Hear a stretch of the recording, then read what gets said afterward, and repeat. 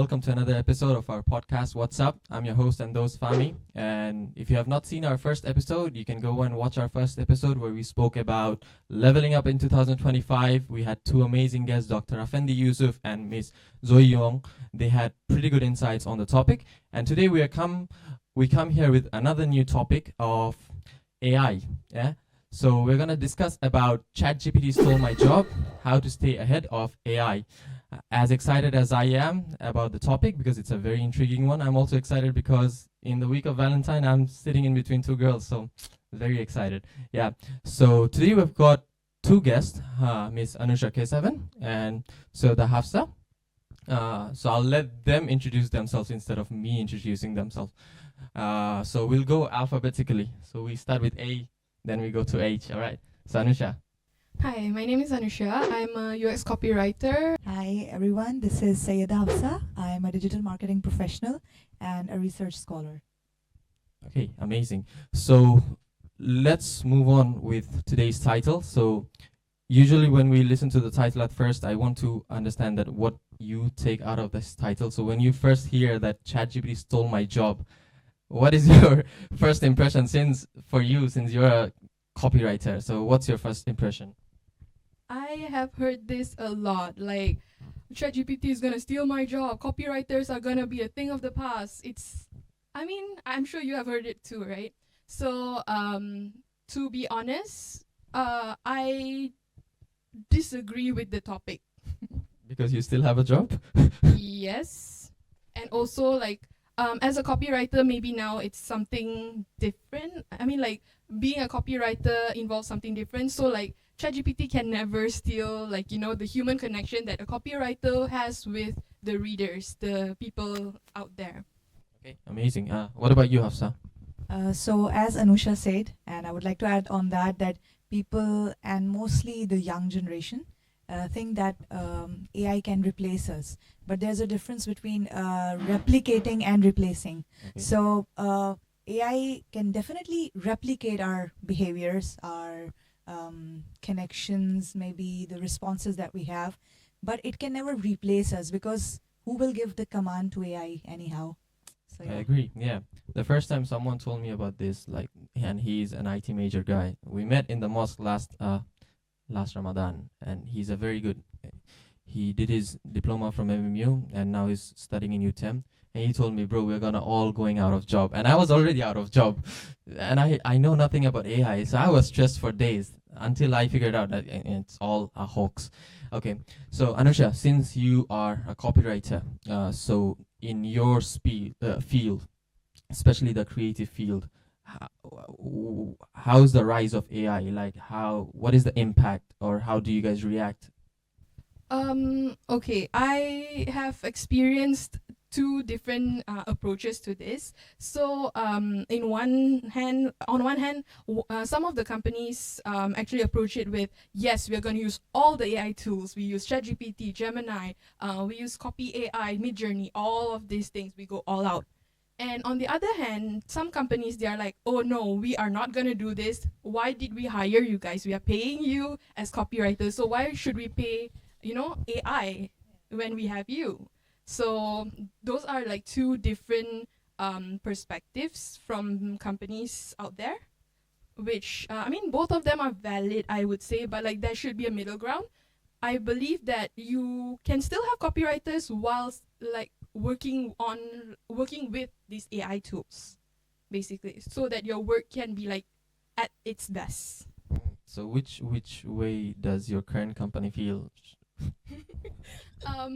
I work in an agency, so agencies in general, they value humans, and we should be using our own brain, our own creativity. We can use AI to supplement it, but in its essence, humans are the ones who should be writing, because as an agency, we value creatives more. Yes. I understand. But what about now we have navigated our way to smarter prompts? So Yes. our prompts are smarter. So if someone like me who's not as creative as perhaps you, but my prompts are good, can I replace you? You can try. Okay, here's the thing. You can okay, AI can only take what's out there already. If you want to come up with something novel, something new, you cannot use AI. I mean, you can use AI to prompt. So like you can prompt something new, but the something new from AI will be something that is already there. So if you want something really new, you can use AI to help you. You can bounce ideas off of it like a soundboard, but you cannot 100% take whatever that AI has given you. That's true. Okay. So Hafsa, how about what are the what do you call it? Common fears or misconceptions you have heard about AI? So the first one is regarding the topic that we have today for the talk, that it can replace my job. So one interesting thing that I would like to quote here, one experience that I came across. There was this airline company. I wouldn't say the name of that, but they posted an AI generated ad. I think I know which No, there are company. too many. There are too many actually. This is one of the and Okay, is this the Paris photo? no, not that. That was made by a human, by the way. I digged on that, but it was something before that. And what they did, that they made an announcement on their LinkedIn page, and there was this crew standing. Basically, they were announcing their new uniform. So it was an AI generated picture, and the two front crew that were standing, they had 6 fingers in their hand. So they had this, like, a lot of people did not notice, but if there was some human intervention, and if there was an awakened human intervention over there, that mistake could have been avoided. So for example, if a crew has 6 fingers and other ones have 2 joined fingers, and the picture has been scrutinized and then being posted, so I think the AI did its fair share of disaster here.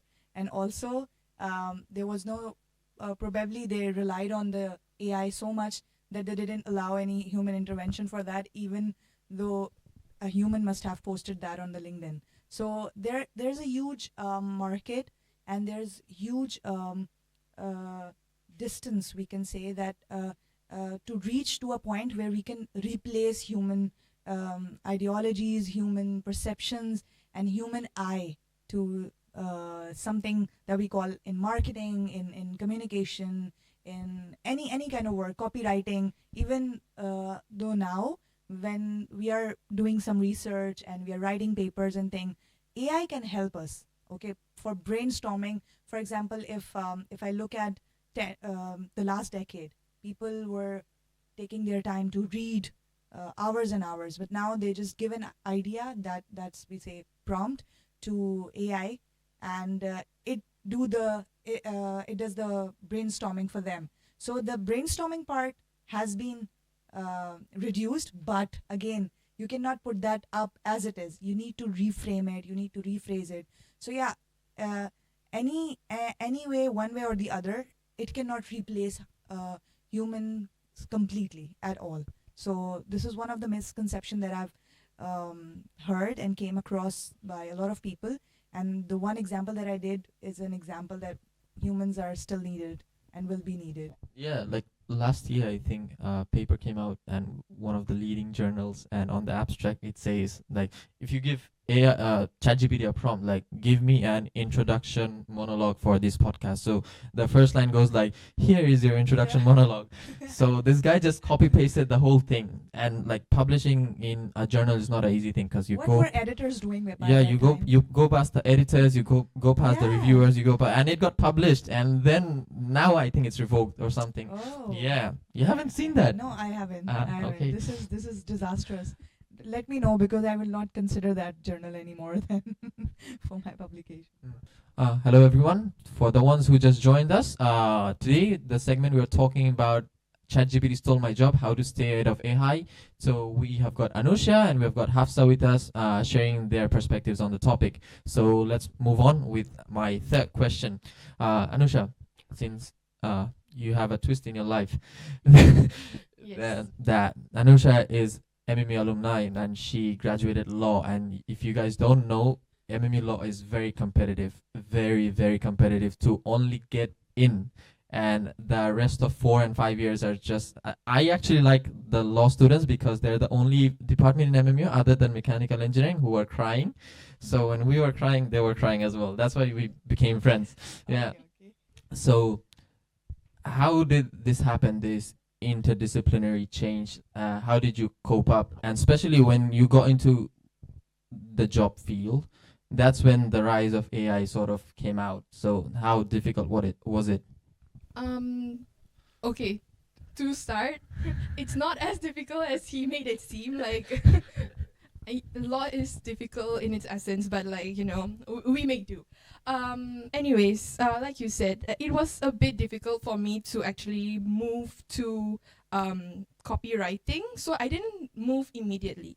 I actually did internships in my final year because like by my third year actually I actually found out that law is not something that I wanted to do. It's not something that I see myself doing, going to court or like reading legal material all the time because me personally I find it dry, but like it's interesting, but like doing it long term as a career, it's not my thing personally. So in my third year to final year transitioning there, I actually had like a 3-week sem break. So during that sem break I was looking out and I actually did my digital marketing internship. So I was thankful because like that company that I went into was a startup and the CEO was very hands-on in teaching me, and he was also a law grad actually.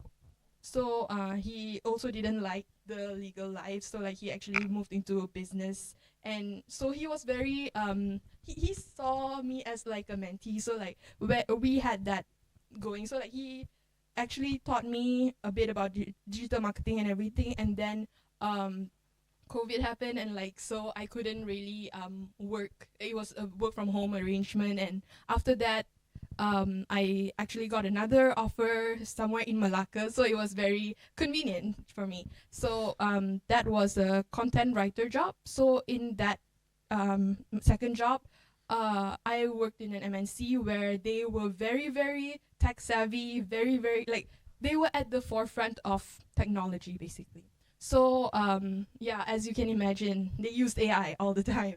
And so yeah, even though I had like this digital marketing knowledge and like copywriting knowledge, they actually wanted me to be more tech savvy as well. So like being in that company, it actually pushed me to actually use AI, because if I were to go into a company that's not that tech savvy, I mean, I may have the same fear, like ChatGPT stole my job, blah, blah, blah, But I believe that like being in a tech savvy company, I got that exposure to this, and this is a friend.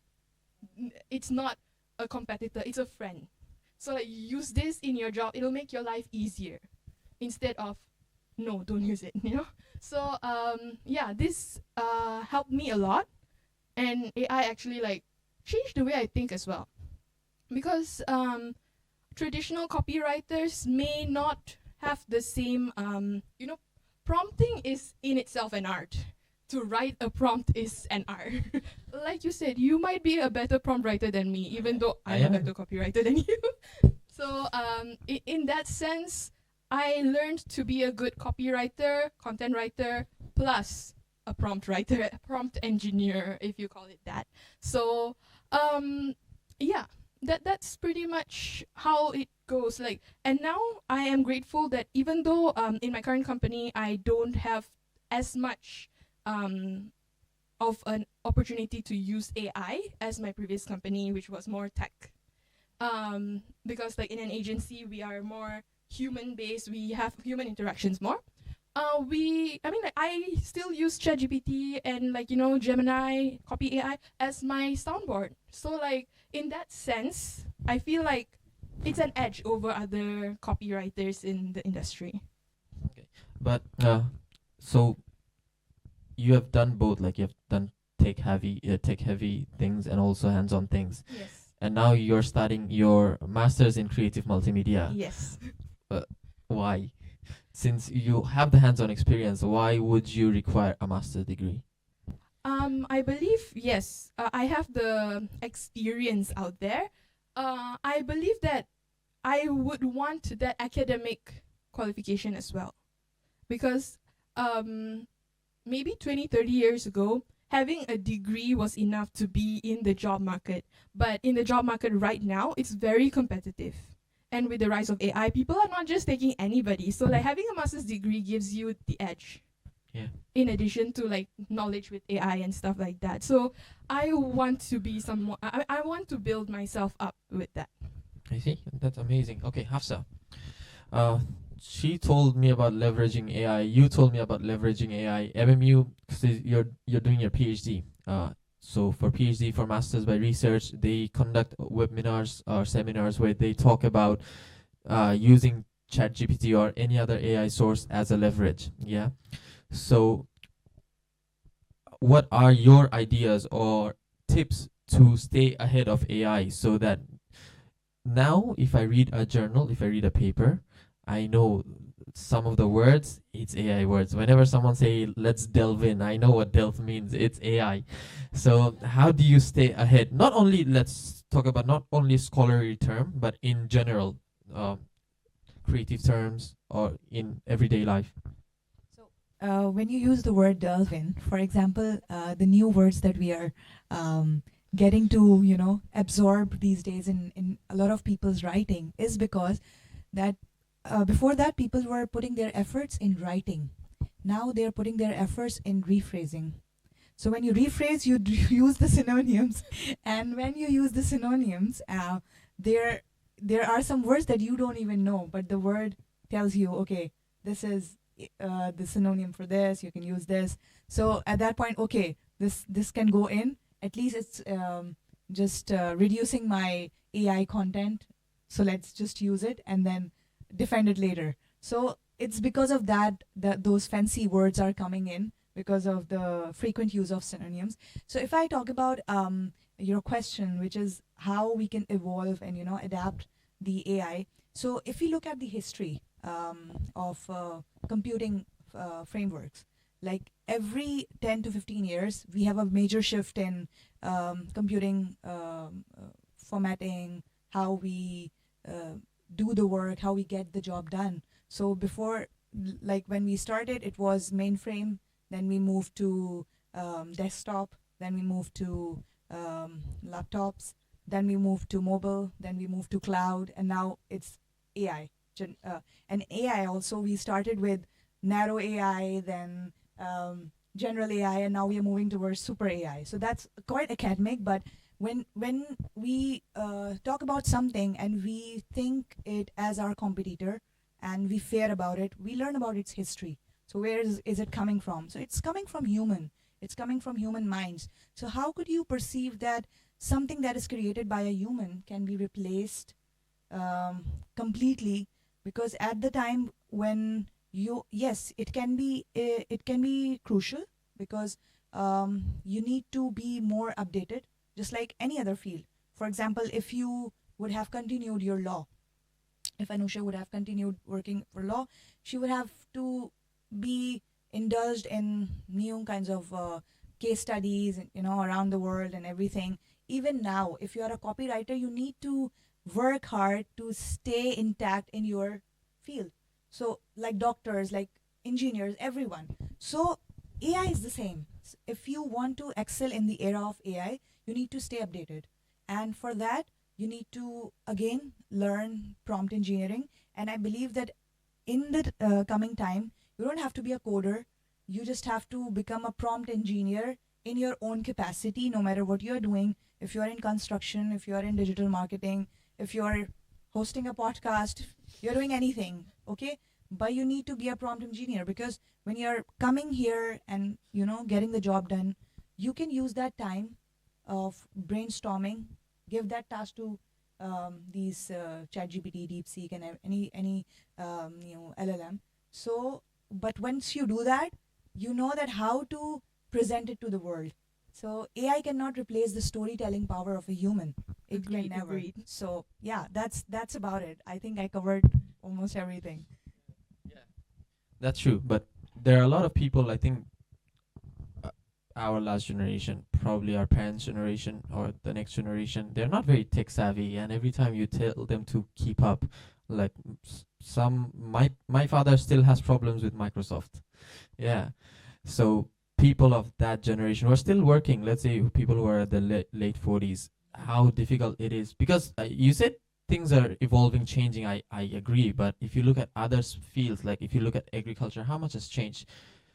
Over, let's say, past 3 decades, a lot has changed. But 1 decade, not much. Yeah.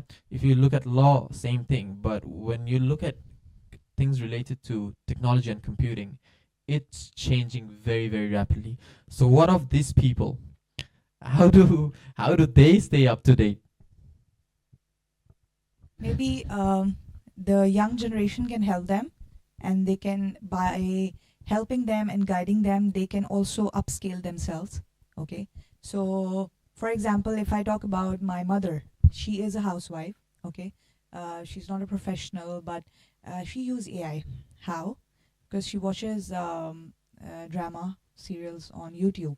So my 11 years old nephew told her the way to give a prompt to YouTube, because she finds it difficult to type.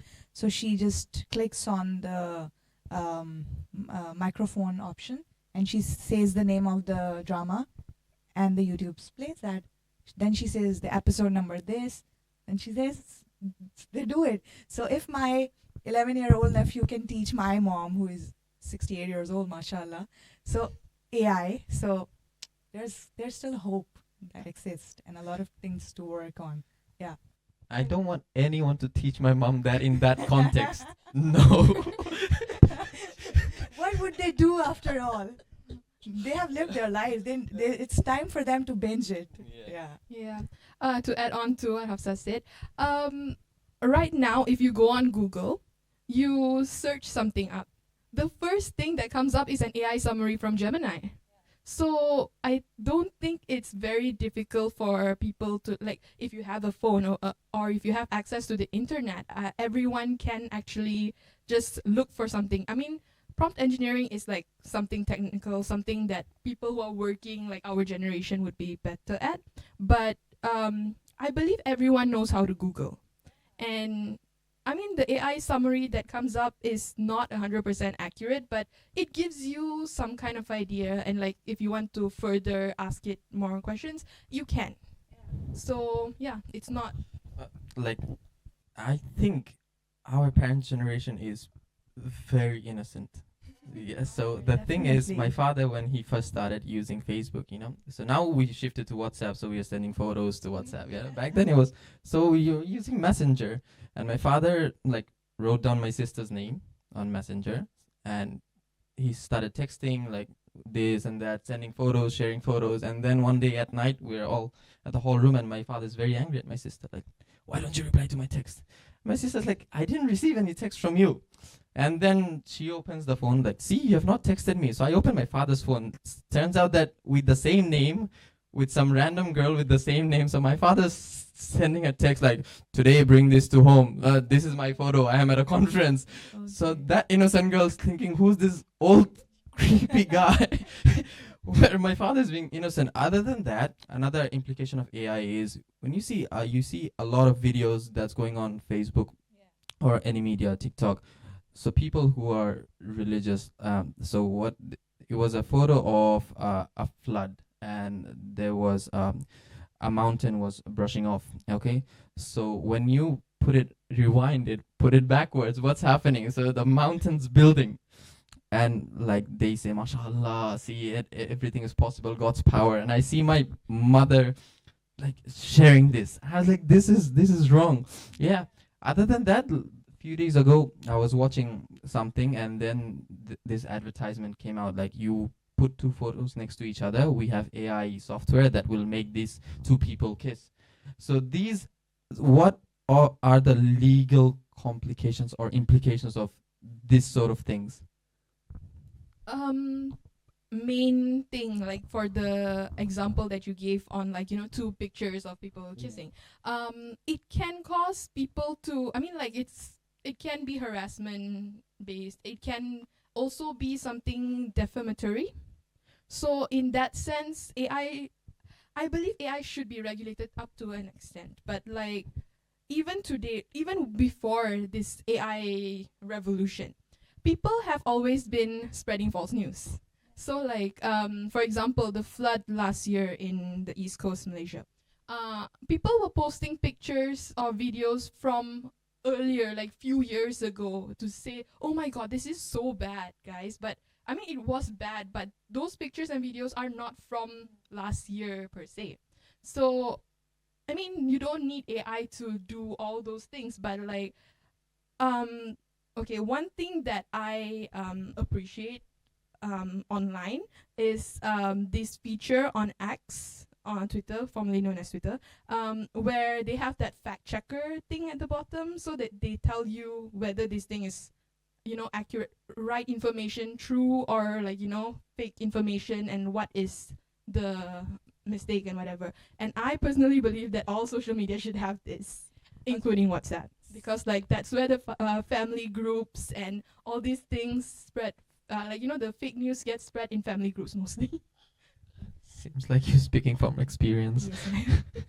So if I add to Anushe's point, this is where the opportunity exists. So the next AI revolution would be talking about its legalities and ethical bounding. So who will fact check, ethic check AI? It's humans. Okay, so there's why this whole industry of content moderation exists.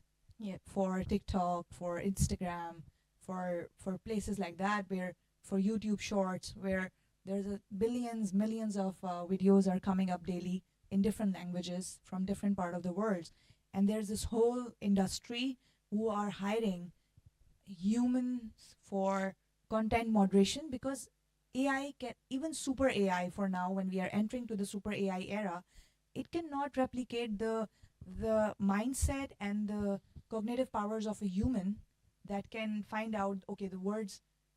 For example, in AI, all the data that we are getting is from the data that has been put by a human. Okay, so till for example, how many languages in this world that we speak? There's content in by different countries, by different races, different languages. So AI cannot analyze all the languages at one point.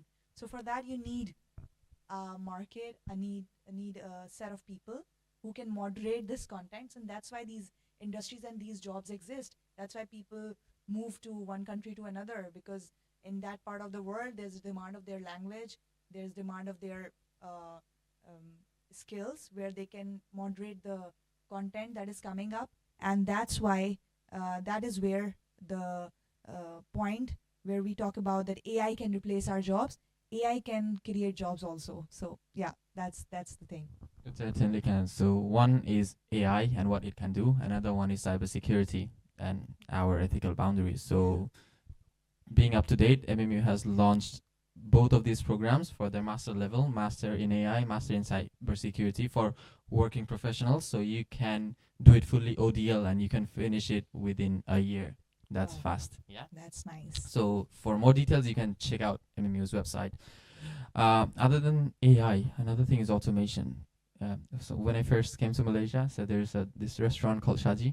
So I used to walk. It's not very far. I think 5 minutes walk.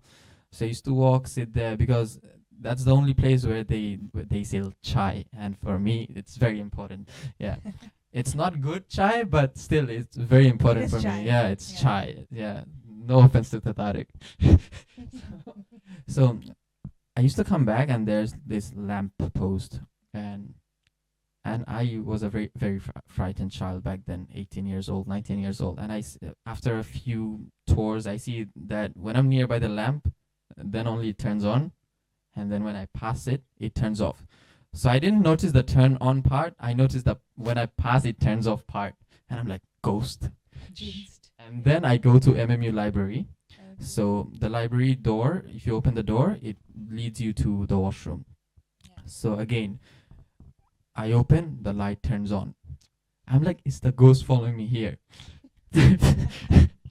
Turns out, you guys know what it turns out to be, yeah. but automation is, I was working as an assistant engineer back there, so back in Bangladesh. So there we had a sub assistant engineer who has a degree, he has all the documentation, and he was taking care of all the boilers because we were working in turbine management. But then this job is overworked, underpaid, and not up to his level of education. These jobs are automated, so what you need to do is only manage. Yeah, so you don't need an engineer for that. You need technical employees for that. But still, people are doing this. Engineers are doing this because what I figured out after working there for 6 months is like you have to like level up in one sense. Otherwise, you're gonna stay in the same position.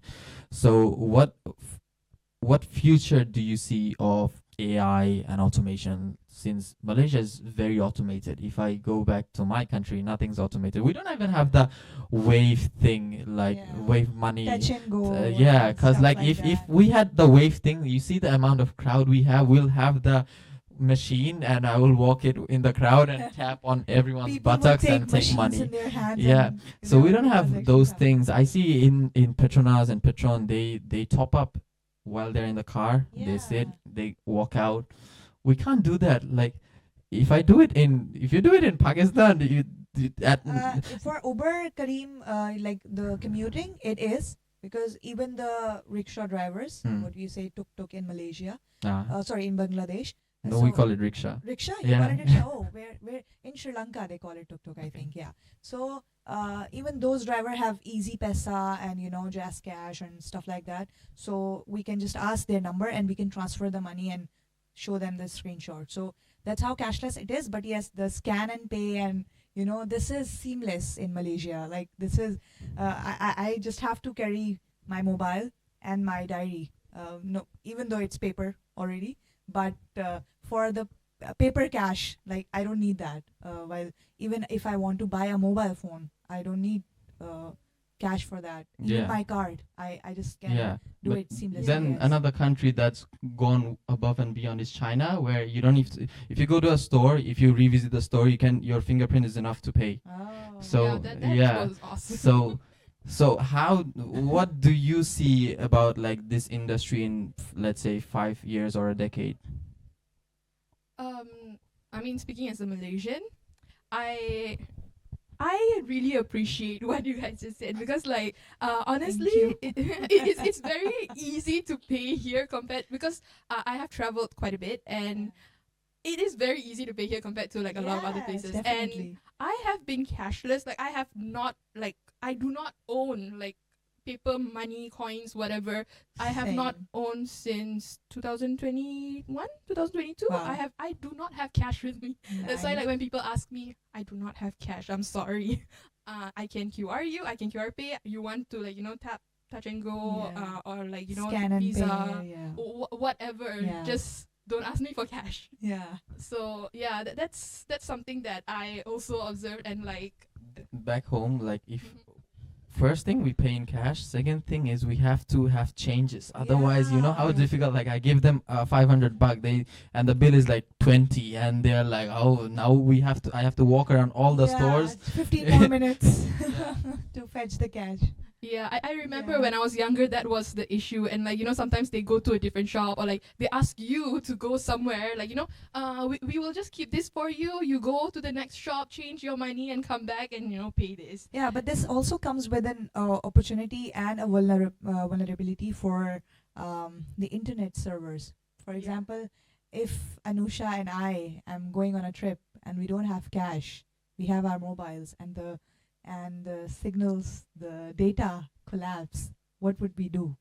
So yeah, for that point, this gives an opportunity for the telecom industry to upscale themselves. Again, every new innovation that comes in, it gives us a head start for becoming better version of ourselves. So all the interconnected industries, they would, for example, if Touch and Go comes in, the internet service providers will be like, okay, we need to expand our reach, our coverage for the area so that even on Genting Highland, the people can use Touch and Go, and if they go to Ipoh and places like that. So yes, this also comes with fair share of vulnerability, and also the opportunity that if we don't have internet, what would we do? But if we have good internet, then we can do wonders also. So yeah, it's side by side. Yeah, I agree that people should, in one sense, level up. I remember the first time when debit cards came in, and back then you didn't have, like, now you can select your password, right? You can change and Yeah. pin number. Back then, no, like they had a specific pin number. So my father had got this HSBC debit card and didn't have many booths. So we take a rickshaw, we'll stop at one point, and then we'll walk about another 20 minutes. And I memorized that pin, I put it in, take the cash out. One day my father said, you know what? Today I want to withdraw money. Oh wow. And that day itself, he put in the card. For some technical errors, the card gets stuck. Oh. So according to my father, he messed it up. Okay. Okay. So, and then came up, ever since then, this is I think early 2000, this is 2025, he still doesn't use debit card, he Because still of the doesn't use fear credit of- card, he uses check. I tell him, like, if you get sick at the middle of the night and we don't have money, how do you insist on us paying? He said, I'll just sign off some of the checks, Blank checks. you go and withdraw money. But the thing is, when my father signs a check and I as a son go to withdraw, they call my father. What if next day it's Sunday? Yeah, and they call my father. The It's bank like, is what not if you're in the hospital, you can't talk? Yeah. A lot of things. Yeah. So back to the question, like, what do you see the future of work in your creative field and your field with the merge of AI? Like, how much would the leverage work for us, and how much would, like, what would happen to people who are resisting it? Okay, I believe that when the internet first started, if you read up on the history, people were like for the internet and some people were against the internet. Yeah. So this is like, I mean, it history repeats itself. So like something new comes up and people will accept it or not. But in today's world, I believe adaptability is key. So if you can't adapt to AI, you will be left behind. And I was speaking to one of my colleagues, like she's like my mentor. So she is also someone in the creative industry, content strategy and all those things. She said that maybe in a few years, maybe 5 to 10 years, we may not even have like copywriter as a job. It would be something like copy editor, or like, the name of the job could change, and the nature of the job scope would change. And maybe instead of like coming up with the idea, just the ideation part and writing, we may be prompting, like prompt engineers, and also like brainstorming with the AI. That could be the future of like copywriters in the future, and we may not even be called copywriters anymore. So I believe that we should embrace AI. We should not shy away from it, because if you shy away from it, you will be, like I said, you'll be left behind. However, you can't just like go gung ho like, yes, all AI, like your example just now with the airlines. If you just like 100% believe in AI and like just cut out the human factor of it all, you'll face backlash from people, because at the end of the day, the human connection is not there anymore. And also like you need someone to have a second look, like if there is any changes to be done, or like is this image like exactly what I want. So in that sense, I mean, yes, in AI's defense, it's still new, and like maybe in the future this may not be the case, and like AI might be good enough to like generate very human-like images. But at the same time, we need human intervention, because me as a copywriter personally, when I read something, I know the difference between like if this is done by an AI or this is done by a human. And it's not just because of the words like delve or like comprise something, and like the use of M dashes and N dashes, and there are Very telltale formal. yes, there are telltale signs. But when you prompt really well and you say things like make this sound like a human, whatever, and it can, but when I read some of the copies that ChatGPT has done, because I have done this, I tested this myself. So like when I've done that, however good my prompt is, I feel like the copy would be really good. But when I read it, it doesn't have soul. Yeah. As a writer, I can see that it doesn't have soul. And I mean, maybe this is just for now, and maybe in the future I can have the soul part of it down. Maybe, I don't know. You know, anything's possible. We never thought that we can just pay with our phones. Yeah. So like, for me personally, I feel like if you can, you know, adapt to AI in your life, eventually when your job becomes obsolete, you would still have the AI knowledge to do something else, like, you know, venture into something else, because at the end of the day, you need humans. Like, AI needs humans because it's artificial intelligence, not genuine intelligence, because it was created by a human after all. Yeah. So I think, correct me if I'm wrong, the perfect example for you would be like chatbots, when you are texting into the chatbots and it gives you an AI response. Like you want I something, never use that. it Oh, gives I you an hate that. AI So response. bad. You get so pissed. No, okay, sometimes they are good. Don't put Sometimes, words in like my mouth. MMU, MMU is good because in our live chat it's us texting you back. Yeah, so if you've got any queries, you live chat us. Yeah, but I've gone to those chatbots and it's annoying. Yeah. They only give you like certain you know, prompts. Yeah. Like if you write something, they will answer you how they think you are supposed to be answered. And sometimes okay, in Malaysia, we have a lot of slangs, and sometimes we use words like blur. Maybe like people who are not familiar with the Malaysian context, they think of blur as like blurry. But when we say blur, we mean like confused, or like, you know, always like spaced out. Yeah. So AI may not know that. Like, we can feed it information and all that, but it will take time. And for chatbots, for example, if I say blur and you say blur, and I mean the Malaysian context blur and you mean the general definition of blur, how can AI differentiate that? Like, it needs time to learn all these AI things. gets blurred. Yes, AI gets blurred. AI is blurred. Yeah, definitely. Yeah. And to add to what Anosha said, is because there will always be humans who will not know AI, and they will need you to do AI for them. Yes. So just like now, if we look at this, not I believe the 50% of the population, if we touch in this world, who are apt with AI, that would be a huge success. So every new technology that comes in, for example, the mobile phone or the cordless phone that we were using, the card, the debit, just like you talked about your father being skeptical about using the debit cards. So there will always be people who will not support the. Look at there and talk to my father.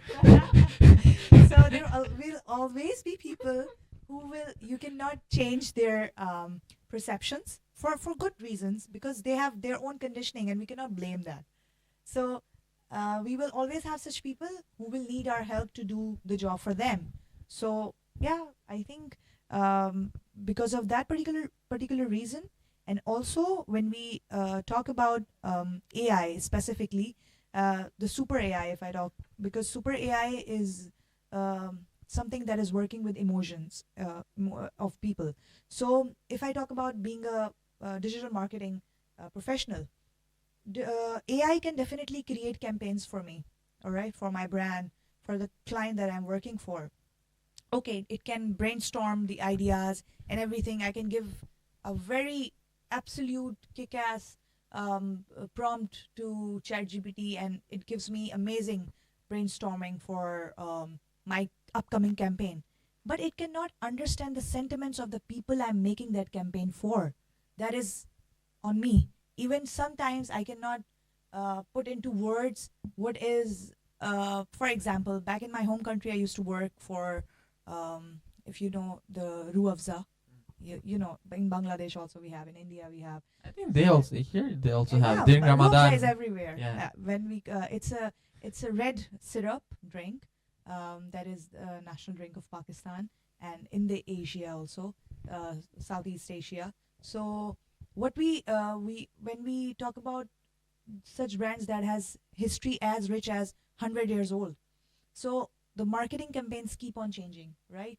But the sentiments that people have with that particular brand and with that particular product, when and at a particular time of the year, ChatGPT will not have the history of that in itself to give something that is fruitful and productive, to be able to catch the eye and emotions and hit the right chord of those people who we are targeting. So for that you need human intervention, because with emotions and history and sentiments, there would be needed intervention. So yeah, so And it's like that. To add on to what Hafsa said, in Malaysia we have this thing every year for any festive season. We have Petronas ads. Yeah.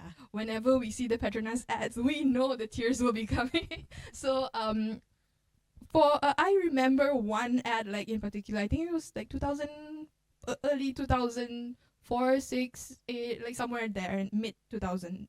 So I still remember that ad because it was funny and it was like really like pulling at your heartstrings. So I don't think, because like I said, I work in an agency. I brainstorm with ChatGPT.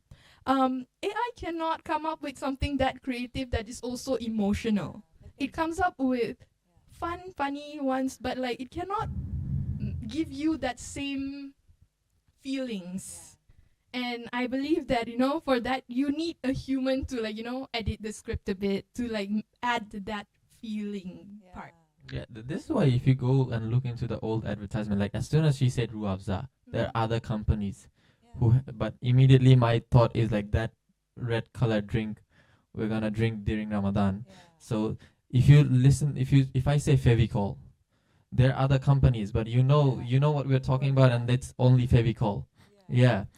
But now if you see recent advertisements, it's not the same. Yeah, I agree. So my next question for both of you. You guys already said leverage AI, be friends with AI, okay? Uh, and you hear big people talking about how dangerous AI can be. Yeah, like Elon Musk saying that AI can be, if you think nukes are destructive, you have no idea about AI, which I am not fully agreeing with Elon Musk, which I fully don't agree. But what would your advice be on building advanced skill beyond not only AI, automation as well? Um, for me, like personally, I feel like AI is destructive in Elon Musk's eyes because information in itself is destructive. So, like as a copywriter, I know that whatever you put out there, words matter. Words are very strong, stronger than any weapon. Because, like, okay, simple example. If I were to hit, for example, I hit you, you will be in pain for a while. But if I were to say something hurtful to you, you'll remember it for the rest of your life. So, like in that sense, information is very powerful. Like words are very powerful, and AI, has like I mentioned before, like we discussed before, AI has a lot of there's a lot of opportunity for like fake news to spread. So in that sense, I believe what Elon Musk said is, based on that. So like people at the end of the day, people are the most like the strongest force, because like whenever something happens, people take to the streets. And I mean, you can nuke so many people and whatever not, but you will lose resources in that sense. So yeah, in that sense, I believe that's what you meant. Sure. But I don't believe in the hurting part. If you hit me and I get hurt, I'll remember it for the rest of my life. Me too. What about you? All right. So, what was the question? What are your advices on building skills that are beyond automation and AI? Okay, so I have 3 advices, and number 1 is stay updated, and be it the AI trends or any other field that you're working for, you need to have particular skill set, and you have the ability to pursue that in a way that you excel in that particular skill. So even though any new technology or intervention comes in, you always stand out because you have an edge, a neck of knowledge for that particular skill. Secondly, build your personal brand, because why? Because ChatGPT can, or all the LLMs and the DeepSeek and everything can bring about scripts, but it cannot bring about you. Okay, so the scripts, the prompts, the data, everything can be replaced, but your originality cannot be replaced. So you need to work on building your brand so that you will be able to not only cache it. I wouldn't say that you need to cache it at certain situations, but yes, when you are applying for certain jobs and you are in a very competitive environment, something that takes you stand out is your personal brand, your values, your ethics, your critical thinking, and how you project it. Like if I'm meeting Nusha for the first time and Fami for the first time, how would I know what's your personal brand? I will go to your LinkedIn, maybe your social media channel. I will not ask you for your CV. And on your social media and professional platform, if I see nothing, I can assume nothing. All right. So, but if you have built your portfolio and your personal brand, I can say that it's not AI generated, it's generated with experiences that Anusha had, that Fami had, that I had. So experience things. Don't just stay in your box. Just go out, experience, and then generate those experience to let other people know that you are experiencing this, so you can have an edge over AI and every other thing that is coming up. And thirdly, you need to stay connected with the latest trend and be able to learn and teach others also. So as we talked earlier, that there would always be in any time, in any era, there will be a generation who would be less informed than us. Like the other generations that are coming after us, we will be less informed than them.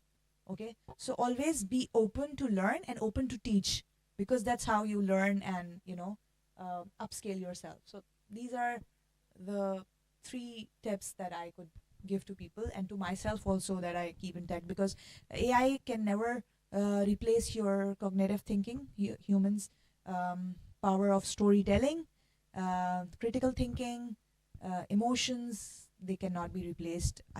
And if they can be replaced, they will still need human intervention to regulate them. So be there. Yeah, and to add on to the personal brand part, and like actually all 3 tips that you said, I believe people should think because in the age of AI, people have stopped thinking. Like I know of some friends, everything that you ask them, wait, let me just check with ChatGPT. Wait, let me just go on Gemini. Like I'm asking you for an opinion, not from ChatGPT. If I wanted that, I can just go on ChatGPT. So another thing is, okay, for example, there used to be a time when people used to post reviews, like when they watch movies, movie review, I rate this movie 5 stars, whatever. AI cannot do that. It can be very like there is a yes or no answer in what AI can do. But reviews, like we discussed just now, on the emotion part. If this movie, okay, last year I watched this movie called How to Make Millions Before Your Grandma Dies. Have you guys watched it? No. Okay, it's this Thai movie. My grandma already died. I'm sorry. Likewise. Sorry, guys. So yeah, I watched that movie with a friend in the cinemas, and we went in thinking, ha ha ha, it's gonna be a funny movie. We came back crying. So like perceptions. So like we went to like I wanted to write a review on this movie because I'm on like some of these websites, like Letterboxd, TV Time, those kind of things. So I wanted to rate, and when you read the ratings of these people and the comments that they give, the reviews that they give, it's very genuine. So I feel like we as a society have like stopped doing that a little bit, and I feel like that's really sad. Because like it builds community in that sense, like this letterboxd and TV Time, whatever. So I was sad, and like when I read those reviews, it was like, oh my god, so sad, whatever. And everyone was going through the same 5 stages of grief with me.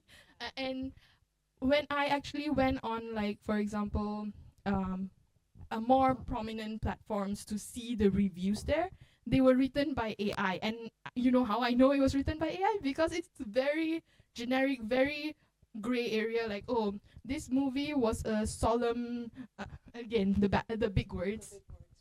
Yeah, it's like it was a very solemn movie.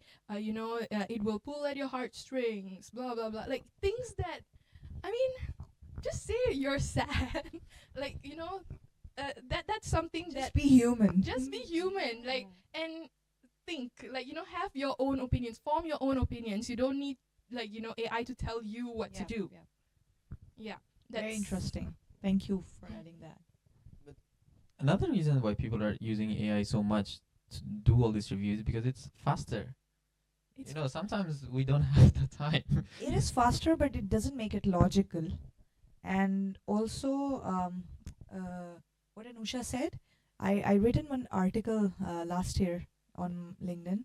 It was about intellectual paralysis, how we are moving towards intellectual paralysis. Then we are not having a moment of truth to ourselves when a friend asks, okay, tell me about this, and we are like, okay, let me ask ChatGPT. No, your friend is asking you, your mother is asking you, your partner is asking you.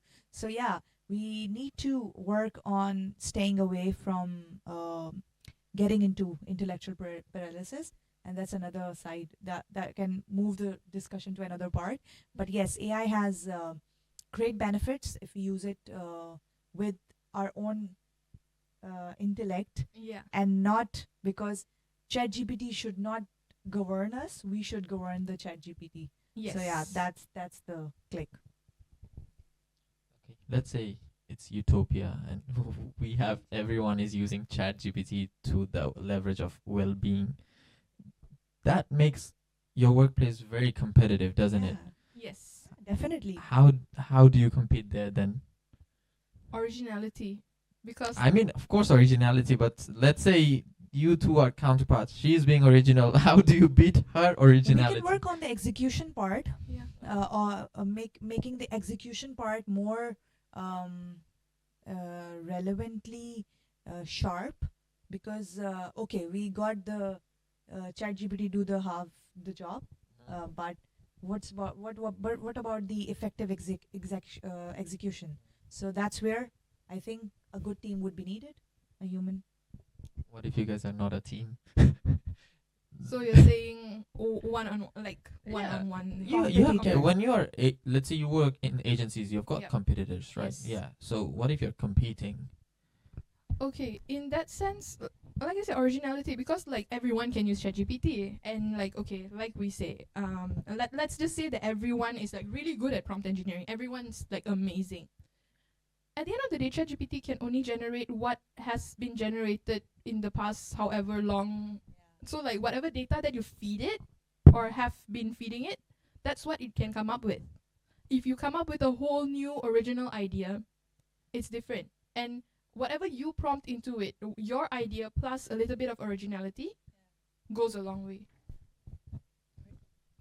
So, is ChatGPT in your professional life? I think I know the answer, but I'll still ask. In your professional life, or let's say not only you as subjectively, but objectively, is a friend or a foe? I mentioned this before. I know, but you mentioned it for yourself. But in general, In like general? you see others, let's say your other colleagues, the way they are treating ChatGPT or DeepSeek or any other of these parts. It's a friend, but sometimes some people treat it like an acquaintance. They don't know how to use it properly, so what they do is write an email for me. And then ChatGPT doesn't have any context. So ChatGPT will be like, can you give me more information like this? And then they give like very general, very basic prompts. And it's not really prompts, it's like more of a chat. But if you really know how to prompt, like, write this, and this is the target audience, this is who is going out to, these are the channels, whatever. If you actually prompt well, it can be a very good friend. And I mean, not only to me personally, but like in general as a copywriter, in an agency, we work with a lot of, like we have a lot of clients, we have a lot of work, and it's like a really short deadline, like really tight deadlines. Yeah. So when that happens, ChatGPT can actually make things faster. Not only ChatGPT, but like AI in general can make things move faster. But at the same time, we need to go and vet the copies. Like I don't 100% like copy paste whatever ChatGPT says, but it's more of a soundboard, more of like a bouncing of ideas. So sometimes ChatGPT is almost there but not quite there. So like writers can actually give it the final push. Yeah. So for me, it could be friend to a rescue, and I decide when I need that rescue. Yep. Not every time. And if I need a rescue again and again, then I need to look at my life. Why do I need it? So yeah, it's a friend, but you have to put yourself in a situation that how much is the frequency that you're asking the help. So yeah. Yeah, and another thing is people think of it as a foe because people who are not in the creative industry and people who are not in digital marketing, I guess, they don't know that you're not supposed to just put in prompts and copy paste whatever that comes out of it, And in that sense, sometimes the meaning is lost in what we do. So to those people, like some companies where they are like, okay, we're going to fire all the content people or fire all the designers. Midjourney is going to do the job.